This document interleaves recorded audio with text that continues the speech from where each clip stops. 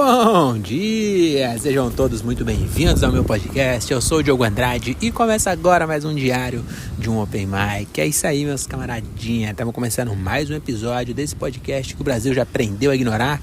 Hoje é dia 7 de abril de 2026, também conhecido como Dia Mundial da Maracutaia. Sabia? Pois é, meus amigos, mas não é.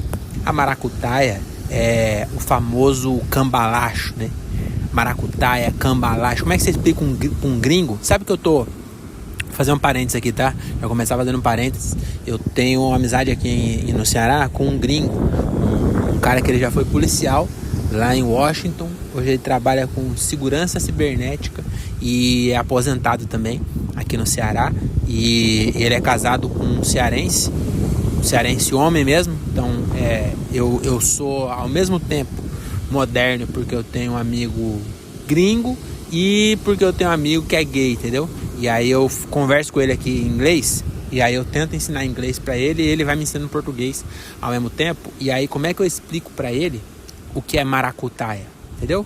Se eu tô falando pra ele, não, isso aí é maracutaia. Eu falei, o que é maracutaia? Eu falei, maracutaia é cambalacho. Aí ele, o que é cambalacho? Eu falei, cambalacho é esquema. Aí, mas o que é esquema? Eu falei, esquema é trambique. Entendeu? Que não dá pra explicar o português? Não tem nenhuma palavra em inglês que ele me explique que vai ter essa confusão. Entendeu? Então, não é a maracutaia, cambalacho, trambique, esquema. Não é. Hoje é Dia Mundial da Maracutaia, que é um instrumento de origem indígena, feito com bigode de gato. É tipo uma citarra feita com bigode de gato selvagem, né? E aí faz tempo que não se usa esse instrumento e acabou caindo no esquecimento, mas eu faço questão de trazer aqui para você. Desculpa, tá bom? Desculpa, vamos começar logo aqui. Hoje é um quadro que eu gosto de fazer, que eu não sei se eu ainda não descobri ainda se eu gosto de fazer, sabe? Tô descobrindo, mas é o Lendo para Você Não Ler. Então é um quadro onde eu venho aqui e esmiuço um livro que eu li e pode ter dois resultados, né? Ou você, meu caro ouvinte, pode falar assim, não é possível. Não é possível que o livro seja tão ruim assim. Eu vou lá ler para ver. E aí eu consegui incentivar você à leitura. Ou pode ser que você fale assim, tá bom, me contento com esse resumo, essa resenha, entendeu? Me contento, vou sair por aí falando que eu li. E aí eu conto, entendeu? E se a pessoa achar que eu não li, ela vai achar que o Diogo também não leu.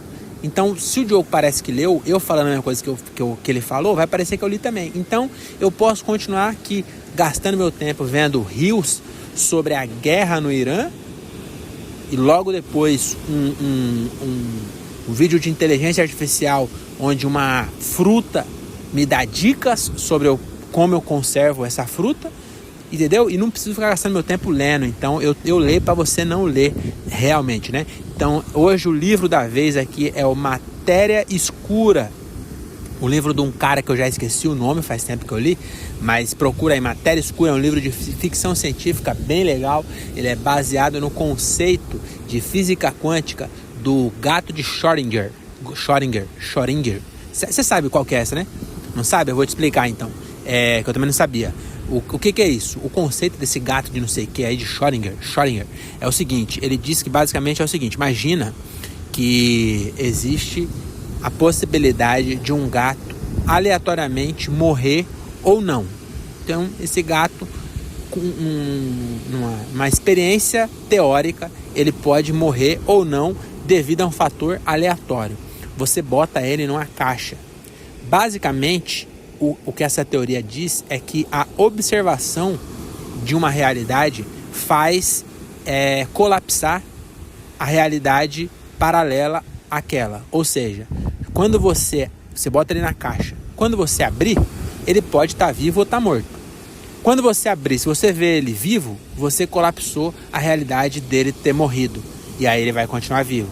Se você abrir e ele está morto, você colapsou a realidade dele continuar vivo. Se ele está morto, você colapsou a realidade dele continuar vivo e ele vai continuar morto pro resto da vida.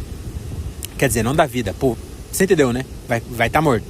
Então, enquanto você não abre a caixa, você não colapsou nenhuma das duas, o gato está vivo e está morto ao mesmo tempo. Mais ou menos isso. Diogo, eu estudei física quântica e não é bem isso. Então faz o seu podcast. Não precisa fazer o seu. Me manda no Instagram qual a sua explicação para essa teoria aí do gato de Schrödinger. Porque a que eu conheço é mais ou menos isso. Então, o que acontece? Esse livro aí, ó, ele é narrado por um cara que ele é um professor universitário de física lá em Chicago, né, nos Estados Unidos. E ele tem uma esposa e um filho, e ele tem uma carreira meio frustrada, assim. Porque, embora para nós, né, que somos burros, ser professor de universidade de Chicago seja o ápice da nossa inteligência, para esse cara, meio que não é. Em algum momento ele desistiu da carreira de física mesmo dele, que ele ia ser foda. Ele desistiu e foi dar aula, tá ligado? Então ele largou mão do experimento dele lá, que ele tava tentando fazer uma transposição de matéria, de um bagulho maior lá, um bagulho assim. E aí ele largou esse bagulho pra ficar com a família nesse universo.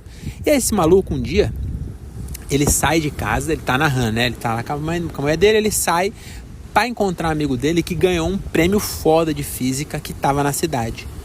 E aí ele foi lá e encontrou com esse cara, e meio o cara fala, porra, era pra você ter ganhado, hein? Se você não tivesse desistido da sua carreira por causa da sua família, talvez você tivesse ganhado isso aqui, né? Você era muito melhor que eu. Aí ele fala, acontece, né? E tal. Isso aí é a mesma coisa. Daqui uns anos eu vou encontrar o Gilbert. O Gilbert vai estar bilionário, entendeu? Porque ele tá na praça e tal. E ele vai falar assim, tá vendo? Você desistiu desse sonho maravilhoso aqui pra ir morar lá na beira da praia, ficar gravando um podcastzinho com barulho de onda, porque você tá olhando o Oceano Atlântico com nuance, o céu tá azul, cor de rosa e laranja, e o mar, como hoje não tá muito sol, o mar não tá aquele verde normal, mas tá a cor linda, maravilhosa. Você desistiu da comédia para viver isso daí e para ficar todo dia com a sua esposa, porque você não queria viajar e ficar deixando a sua esposa sozinha em casa, porque em algum momento seu casamento ia se deteriorar e você ia ser feliz com a carreira e triste, porque você ia chegar em casa sozinho depois de uma noite de risadas e seu apartamento ia estar vazio, sozinho, e aí você ia começar a beber, porque você sabe que você é dependente químico, e aí você ia começar a beber ou quem sabe usar algum tipo de droga, e aí em algum momento você ia acabar se suicidando, ia virar uma Amy Winehouse da comédia. Mas ao invés disso você resolveu ir pro Ceará. Então era pra você estar aqui comigo recebendo o prêmio Multishow, entendeu? Caralho, que parênteses, hein? Vamos voltar pro livro. Então ele tá lá conversando com o cara, e aí ele fala, beleza, mas tá bom, né, a vida, eu gosto também de ficar com a minha família e tal, não sei o que, beleza. Aí ele tá indo embora, e aí ele é sequestrado, senhoras e senhores. Ele é sequestrado por alguém de capuz, de que ele não consegue ver quem é. O cara leva ele pra um lugar, e ele conhece a voz do cara, mas não tem certeza de quem é, porque ele acha que já ouviu aquela voz, é uma voz muito familiar, mas ele não sabe exatamente. E aí esse cara pega e sequestra ele, leva ele para um canto, dá uma injeção nele, e quando ele acorda, ele tá em Chicago, mas é uma Chicago diferente. Todo mundo conhece ele, mas ele não conhece ninguém. E ele tá numa instalação industrial, assim, numa caixa. Ele sai de uma caixa, assim, e aí tem uma galera, e ele fica, mano, meio perdido. E aí, no desenrolar da história, ele descobre que em outro universo paralelo, ele decidiu focar na carreira. E ele que focou na carreira consegue inventar uma caixa que é como se fosse a caixa do gato de Schrödinger lá, que ela tira qualquer observador, e ele descobriu um jeito, na verdade não ele, né, esse amigo dele que ganhou o prêmio, ele inventou um negócio que inibe a parte do nosso cérebro responsável por observar. Então aquela injeção que o cara deu é uma injeção que entra na caixa, a caixa é completamente velada do mundo externo, e quando você toma a injeção, você desliga a parte do seu cérebro que observa a realidade que você tá, e isso abre todas as outras possibilidades. Então quando ele entra naquela caixa, abre várias portas, e cada porta é uma variante de uma decisão que ele toma ali, entendeu?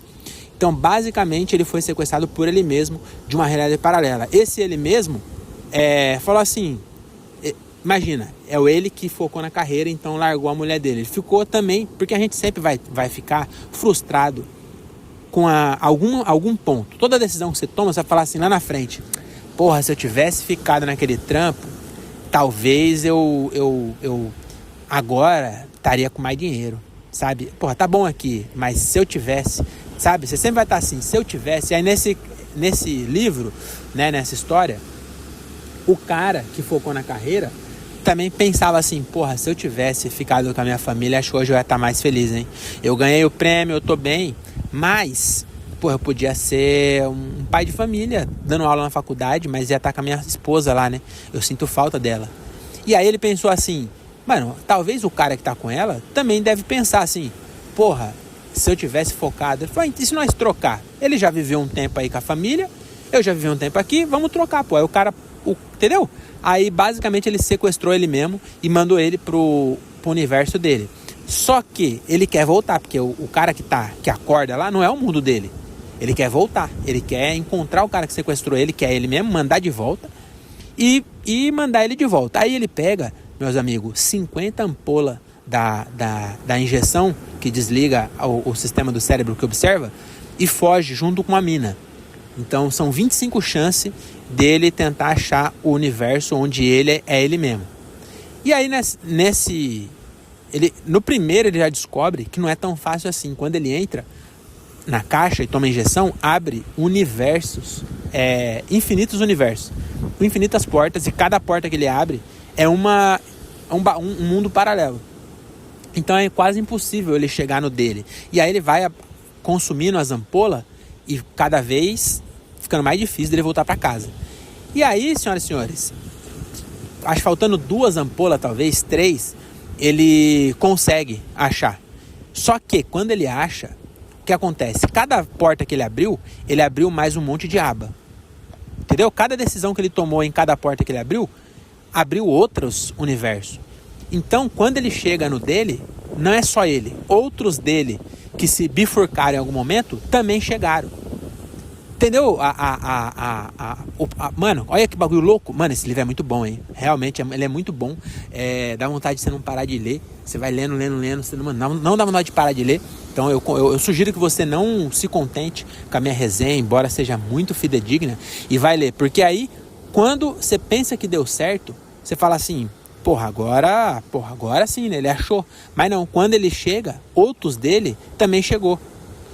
E não é que é outra versão dele, que não é, também é ele, porque também foram sequestrados, só que em algum momento, desde a hora que ele foge com as ampolas até aquilo ali, eles tiveram outras realidades. Então, quando ele começa, ele mesmo começa a querer matar ele, porque o cara fala assim: mano, nós chegou, mas não dá pra nós dois ficar com a nossa esposa. Então eu vou ter que matar os outros. E aí fica nessa, mano. E aí tem centenas dele.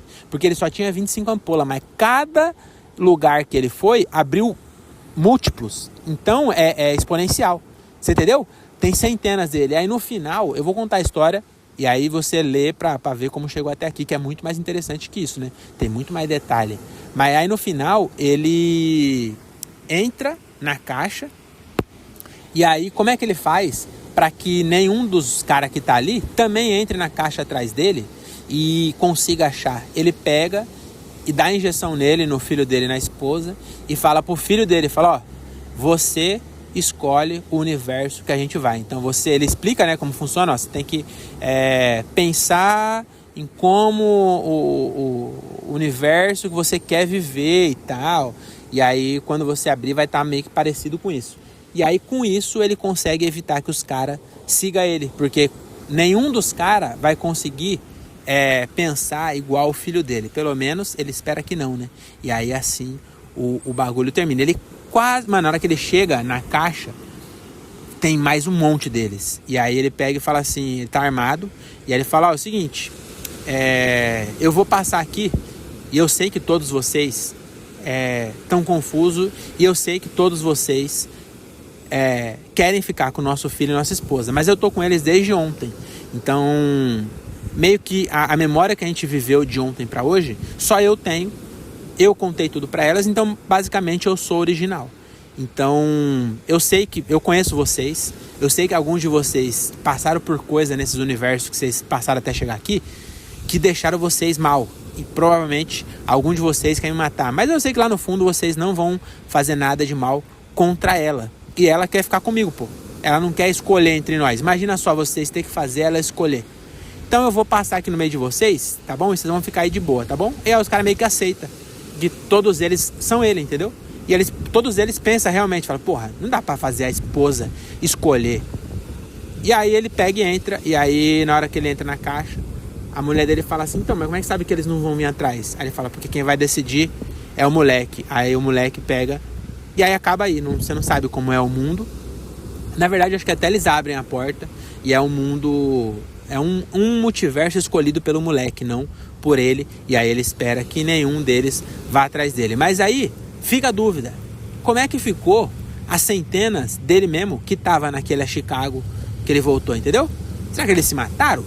Será que eles dominaram o mundo? Porque são vários deles, eles sabem um... Entendeu? Eu não sei. Mas aí fica a critério da gente descobrir, tá bom? Espero que vocês tenham gostado aí desse resumo. Eu consegui resumir um livro um tanto quanto extenso em 25 minutos. Foi um resumo ruim, provavelmente, mas eu acho que no fim das contas... André, se você ouvir isso aqui, você já leu o livro, você acha que eu consegui ser fidedigno? Acho que faltou dizer que cada ampola levou ele e a moça que estava com ele para uma aventura diferente, né? Em um universo diferente. Mas aí também são histórias paralelas que não interferem na história principal, né? Não é isso? Então é isso. Eu queria dizer aqui que eu tive um insight filosófico enquanto eu estava tomando banho hoje, que deveria ter vindo no episódio que eu postei ontem no Diário de um Anfitrião, mas eu só pensei nisso hoje. Mas casa mais com o Diário do Anfitrião. Que, sabe o que eu estava percebendo? Que a vida de anfitrião de Airbnb, ela é uma analogia, uma parábola que pode ser aplicada na nossa vida cotidiana. Porque o que acontece? Eu recebo gente, inclusive agora, chegou hoje, gente lá em casa, chegou um casal do Natal, de Natal, né, da capital do Rio Grande do Norte, Natal, chegaram lá, e aí eu conversei com eles, abri a porta da minha casa, né, não é bem da minha casa, porque eles não têm acesso à minha casa mesmo, né, uma suíte completamente apartada da minha casa, mas a entrada enfim, mas é minha casa, ainda assim. E aí eu conversei com eles, e aí eu agradei eles, dei água de coco para eles, fui um bom anfitrião, porque eles estão pagando para estar em casa, né? E eles não estão só pagando para usar a minha casa, eles estão pagando o meu sonho de ficar aqui olhando o mar, olhando o pôr do sol num dia nublado, numa segunda-feira, tá ligado? Hoje é segunda ou terça? Hoje é terça. Então, eles são responsáveis pela minha... por essa vida tão legal que eu tô tendo aqui. Então, o mínimo que eu posso fazer é agradar eles, porque também, além disso, eles avaliam bem a minha pousada, né? A minha hospedagem, e com isso eu consigo cada vez mais clientes e ficar aqui por mais tempo nesse paraíso que eu estou vivendo, não é mesmo? E aonde que está a parábola com a vida real? Daqui a 3 dias eles vão embora e provavelmente eu nunca mais vou ver essas pessoas. Então eu me esforço para agradar pessoas que vão ficar na minha vida 3 dias e depois nunca mais eu vou ver. E isso acontece no nosso dia a dia. Às vezes você não se esforça para agradar, mas às vezes você tá deixando de fazer uns bagulho pensando no que pessoas vão pensar de você, e essas pessoas muitas vezes vão ficar, tipo assim, não são 3 dias, vão ficar mais tempo na sua vida. Mas daqui a 10 anos você nem vai lembrar dessas pessoas. Então você às vezes deixa de fazer os bagulho em última análise, é para agradar. Se você faz um bagulho pensando no julgamento da outra pessoa, você quer que aquela pessoa te julgue bem. E nada mais é do que agradar essa pessoa. Você entendeu? Então, sei lá, não sei se vale a pena, sabe, você deixar de fazer os bagulhos que você quer para agradar alguém que daqui 10 anos nem vai estar na sua vida. Então, faz o que você quer. Deu para entender? O Thiago Ventura postou 14 vídeos reagindo uns vídeos completamente aleatórios. Eu confesso que eu fui um cara que julguei. Falei, não é possível que na minha vez de ser comediante, o que você tem que ser? O que você tem que fazer para ser um grande comediante? Você tem que fazer a mesma coisa que os grandes fazem. Aí você vai abrir o Instagram, 14 vídeos num dia só do Thiago Ventura reagindo a vídeo de gol. Olha só esse gol aqui do Mirassol. E aí ele não faz nem piada, ele só fica, olha, olha moleque, olha, papo de beijo na boca. Aí você fala, meu Deus, eu não vou fazer isso. Entendeu? Mas, e aí, você quer agradar quem? Entende o que eu quero dizer? Deu 200 milhões de views esses vídeos. Depois eu vi, falei, 200 milhões de views, mas eu não sei se eu quero fazer um vídeo reagindo a um gol do Mirassol. Entende o que eu quero dizer? Então é isso. Nada de armas, use camisinha. Talvez, será que hoje vai ser o último dia?